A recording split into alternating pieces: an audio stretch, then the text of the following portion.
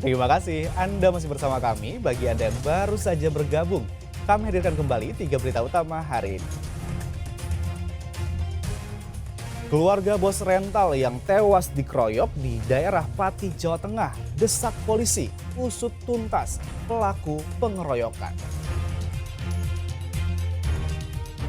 Diduga karena kehabisan oksigen, seorang mahasiswa meninggal dunia saat mengikuti Diklatsar Universitas Siliwangi di Gunung Cakrabuana, Tasikmalaya.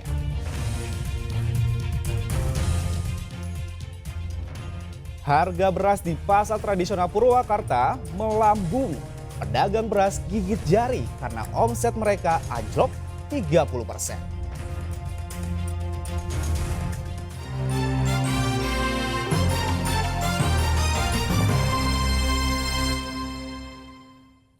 Harga beras di Purwakarta baik jenis premium maupun medium naik Rp1.000 per kilogram. Hal itu berdampak kepada penjual karena omsetnya menurun hingga 30%. Pemerintah telah menaikkan harga eceran tertinggi beras. Imbasnya harga beras di Pasar Rebo Purwakarta naik Rp1.000 per kilogram. Kenaikan tidak hanya pada jenis beras medium tetapi juga premium. Beras dengan kualitas medium kini dijual seharga Rp12.500 per kilogram. Sedang untuk beras kualitas premium harganya kini Rp15.000 per kilogram. Mahalnya harga beras berdampak kepada penjual beras di pasar tradisional. Omset pedagang menurun hingga 30% karena banyak pembeli yang mengurangi jumlah pembelian. Yang jelas kalau di pasaran akibat kenaikan ini jadi sepi, Pak. Sepi dampaknya. Penurunan berapa persen Pak ini, Pak? Hampir 30-40%. Selain beras medium dan premium, beras ketan harganya juga melambung dari sebelumnya Rp16.000 per kilogram menjadi Rp19.000 per kilogram, naik Rp3.000 per kilogram. Pedagang khawatir harga beras akan semakin naik akibat permainan spekulan dan masa panen yang sudah lewat. Zainal Arifin melaporkan dari Purwakarta. Tak hanya beras, harga daging ayam potong dan telur ayam di Kota Bandung ikut naik. Pedagang resah karena daya beli masyarakat menurun.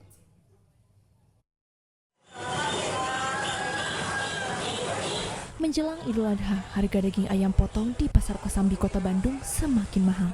Harga ayam potong yang sebelumnya dijual seharga Rp38.000 per kilogram, kini menjadi Rp40.000 per kilogram.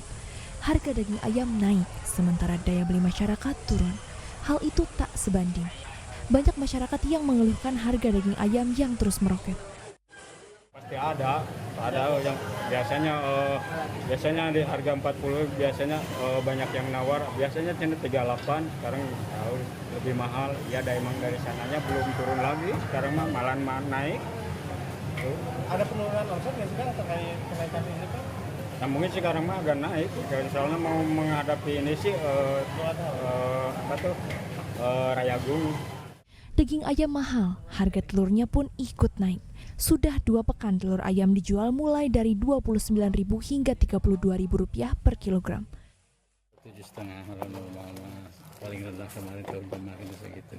Berarti ini kenaikan sendiri tertinggi kapan berarti? 2 minggu ke belakang sampai 32. Sampai 32.000. 2 minggu ke belakang 32.000. Pemerintah diharapkan mampu menstabilkan harga daging ayam dan telur ayam agar dapat dijangkau oleh masyarakat. Muhammad Rizal melaporkan dari Kota Bandung. Oh, enak atas 28. Kami harga normalnya masih naik. Bangunan 2 lantai yang berada di dalam kawasan objek wisata di Kabupaten Kuningan terbakar. Diduga konsleting listrik menjadi penyebab kebakaran.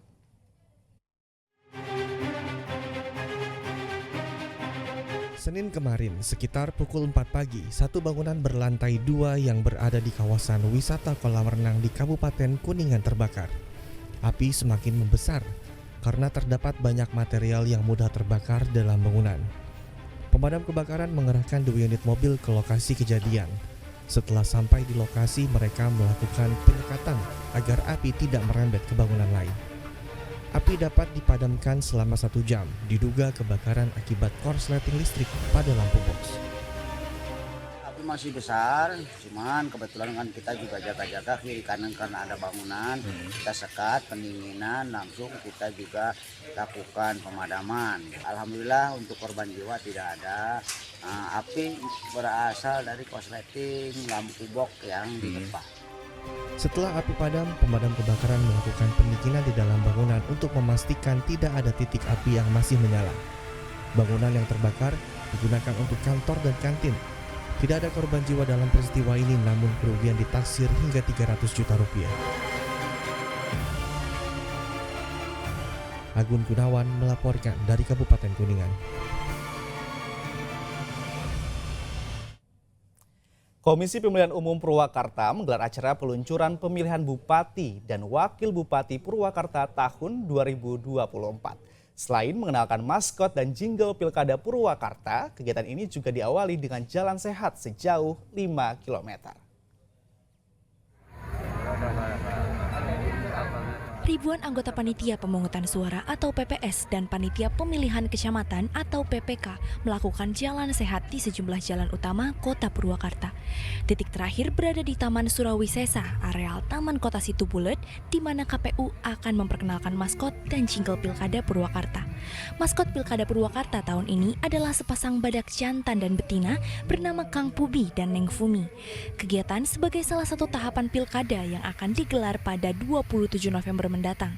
Selanjutnya, Komisioner KPU Purwakarta bersama Ketua KPU Jawa Barat dan Forkopimda Purwakarta membuka acara dengan memainkan alat musik tradisional angklung bersama-sama.